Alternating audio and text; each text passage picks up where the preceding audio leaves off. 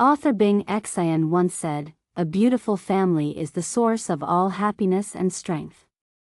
Indeed, the importance of family cannot be overstated. It is a place of joy in childhood, a battlefield in middle age, and a refuge in old age. For the sake of improving our families, we work hard, get married, raise children, and care for our parents, while also building social connections. Among all these responsibilities, we tend to focus more on our children, as they represent the future and carry the hope of family continuation. With the changing times, our attitudes toward childbearing have also evolved.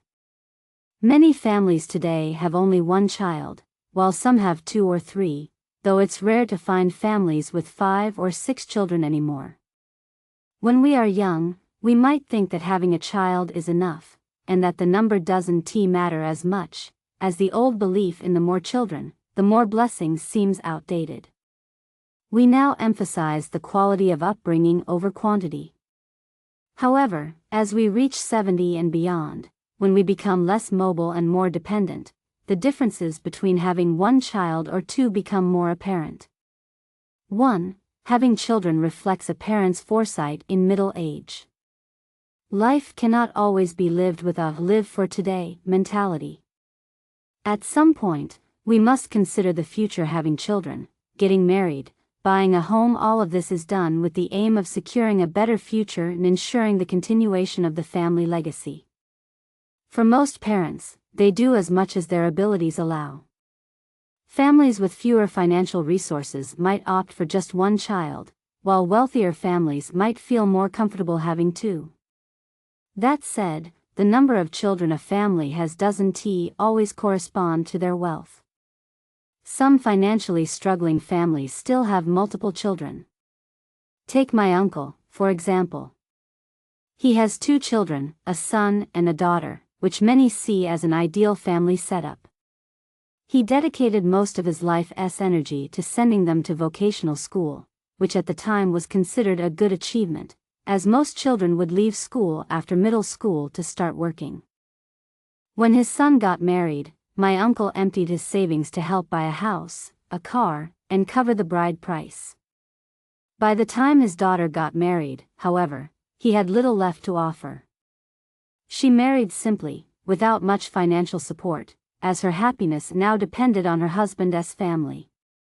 Now in his late 60s, my uncle and his wife rely mainly on their son for support, though his daughter also helps when she can. Their situation is stable. On the other hand, there is Mr. Liu, a neighbor in my community who has only one daughter.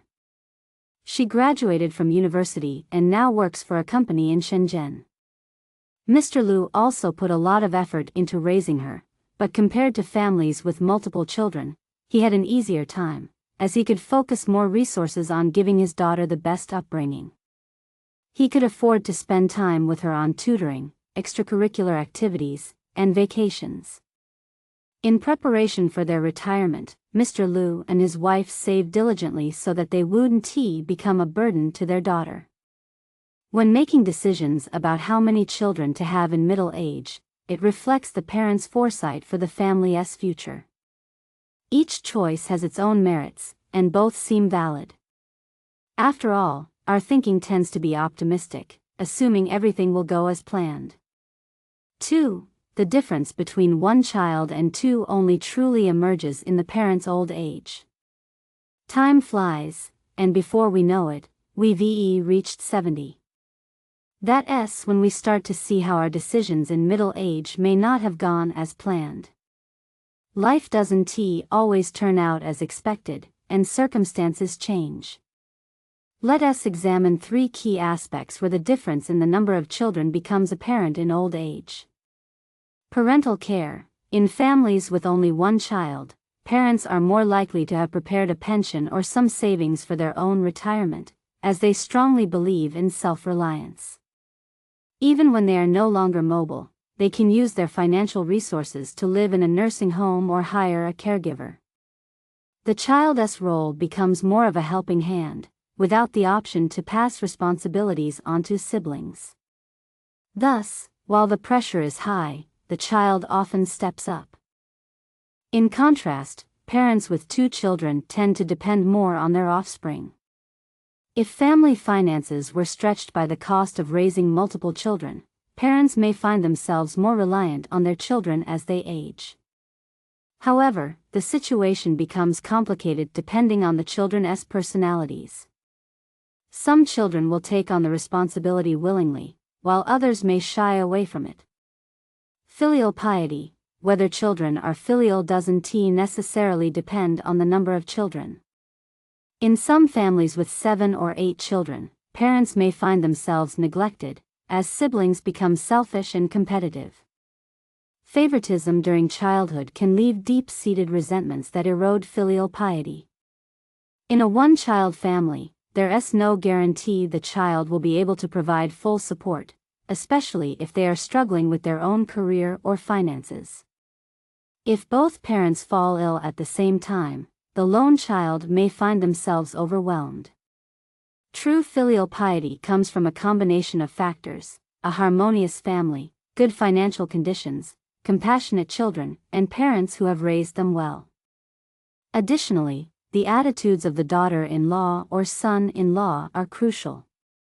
Sibling relationships, the idea that having multiple children means they will support each other in the future doesn't always hold true.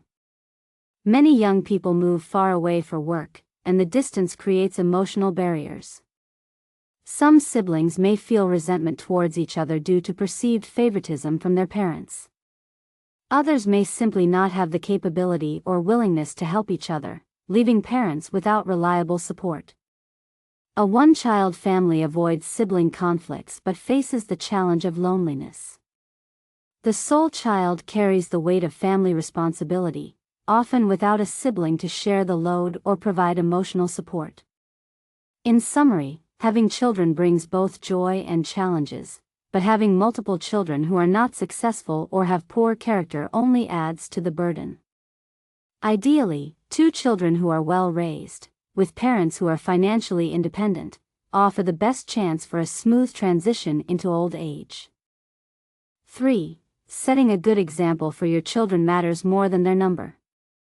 Chindushio once said, "We certainly hope to surpass our parents, but we hope even more that our children surpass us."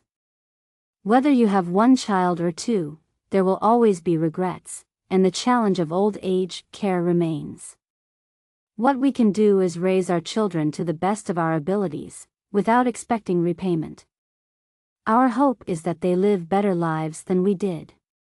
At the same time, we must strive to surpass the previous generation, set a strong example for our children, fostering a family culture where each generation improves on the last.